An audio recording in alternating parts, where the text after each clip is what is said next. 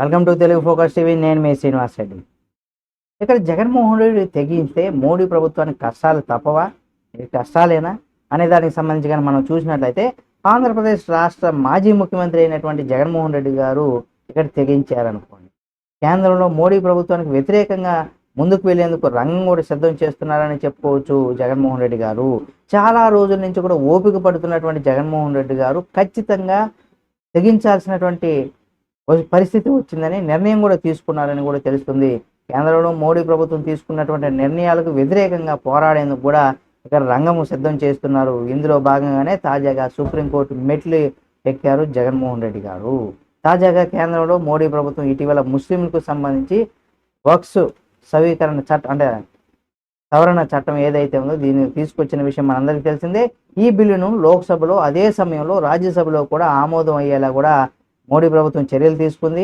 చాలా ప్రతిపక్షాలు ఈ బిల్లును వ్యతిరేకించినప్పటికి కూడా సరైన బలం ఉండకపోవడంతో ఈ విషయంలో మోడీ ప్రభుత్వం సక్సెస్ అయిందని కూడా చెప్పుకోవచ్చు.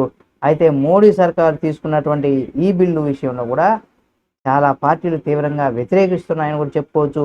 అయితే ముస్లిం ఓటర్లకు కలిగినటువంటి పార్టీలు తమ గొంతును గట్టిగానే వినిపిస్తున్నాయని కూడా చెప్పుకోవచ్చు. ఎక్కడ కూడా తగ్గడం లేదు ప్రతిపక్ష పార్టీలు అని కూడా చెప్పుకోవచ్చు. తాజాగా ఈ విషయం పైన కూడా వైసీపీ పార్టీ కూడా ఒక అడుగు ముందుకు వేసింది. వైఎస్ జగన్మోహన్ రెడ్డి ఏకంగా సుప్రీంకోర్టు వరకు కూడా వెళ్లారు. ముస్లింలకు సంబంధించినటువంటి బిల్లును వ్యతిరేకిస్తూ మోడీ ప్రభుత్వం పైన కూడా కేసు వేశారు జగన్మోహన్ రెడ్డి గారు. ప్రస్తుతం ఈ పిటిషన్ కోర్టు పరిధిలో కూడా ఉంది.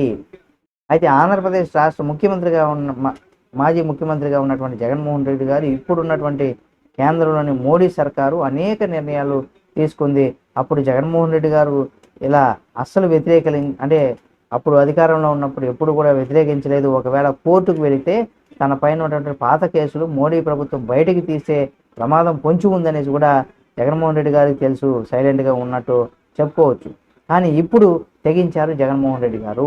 జైలుకి వెళ్ళినా పర్వాలేదు కానీ ముస్లిం ప్రజల కోసం పోరాడడానికి సిద్ధమైపోయారు జగన్మోహన్ రెడ్డి గారు. మరి ఇటువంటి పరిస్థితుల్లో మరి మోడీ ప్రభుత్వం కూటమి ప్రభుత్వం ఎటువంటి నిర్ణయాలు తీసుకుంటుంది, జగన్మోహన్ రెడ్డి గారిని ఏం చేయబోతుంది అనేది కూడా ఆయన పైన ఉన్నటువంటి కేసులు కావచ్చు, లేదా 11 సంవత్సరాలుగా బెయిల్ పైన ఉన్నటువంటి జగన్మోహన్ రెడ్డి గారికి ఎటువంటి ఇబ్బందులు కలిగిస్తాయనేది కూడా చూడాల్సినటువంటి పరిస్థితి ఉంది. చూద్దాం ఏం జరుగుతుందని కూడా. ఈ వీడియో మీకు నచ్చితే లైక్ చేయండి. మరిన్ని వీడియోల కోసం మన Telugu focus TV channel subscribe చేసుకొని పక్కన మన బెల్ బటన్ ఒకటి మాత్రం మర్చిపోకండి.